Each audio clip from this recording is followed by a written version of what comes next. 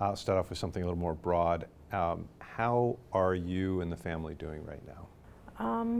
We're kind of focused right now on things that we need to get through to the calling hours and the celebration of life. We're doing okay. I have 7 of my own kids, and so I'm trying to make sure they're all processing it and handling it okay. And each one handles it a little bit differently.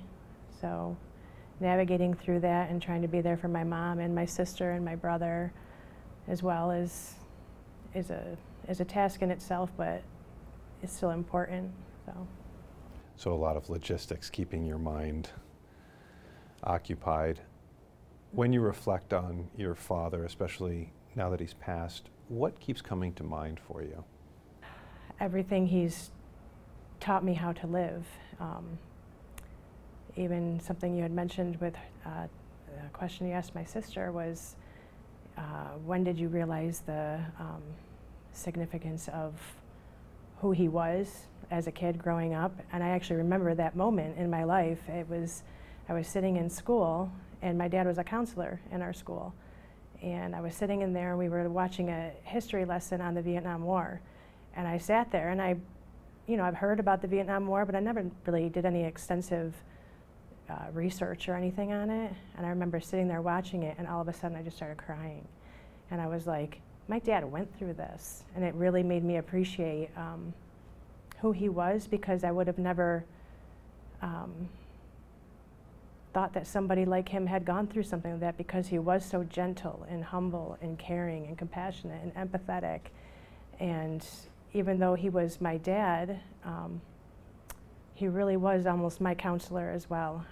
I had school counselors in school, but whenever I was in school, I wouldn't go see them. I would go down to my dad's office and talk to him instead, because that's where I was comfortable. And I was very thankful to grow up in a school where my dad was the counselor as well.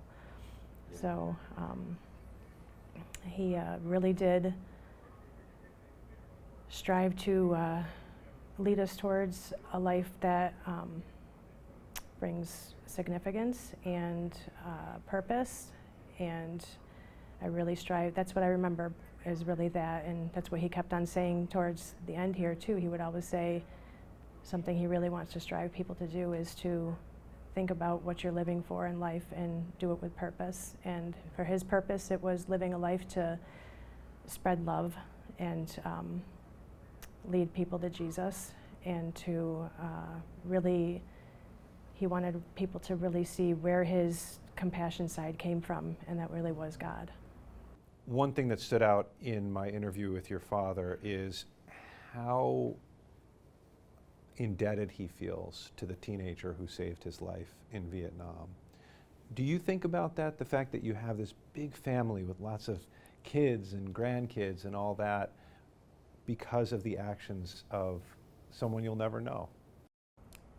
Yeah, I never totally understood the significance of that until even probably more recently, when he didn't talk about it a lot until the last few years, and now he got more comfortable talking about it. And it really made me think, because I've had teenage kids, and I think, like, that's pretty amazing that a 15-year-old boy would do that. And the love that he must have had for my dad, even at that young of an age, shows my dad didn't really change that much from who he probably really was. You know, he had to wrestle with a lot of things from the war, and it. Right.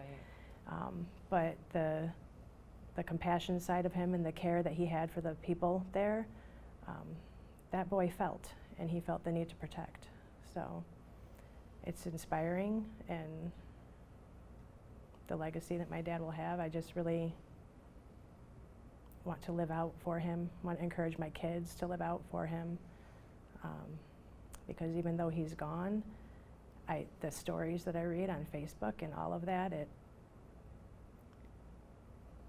you can tell he's still having a huge impact on the community and the people that are still here. So his story's not done.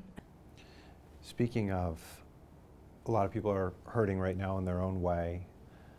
You guys are suffering. What message do you think that we should take away from his life? What would he say to us right now?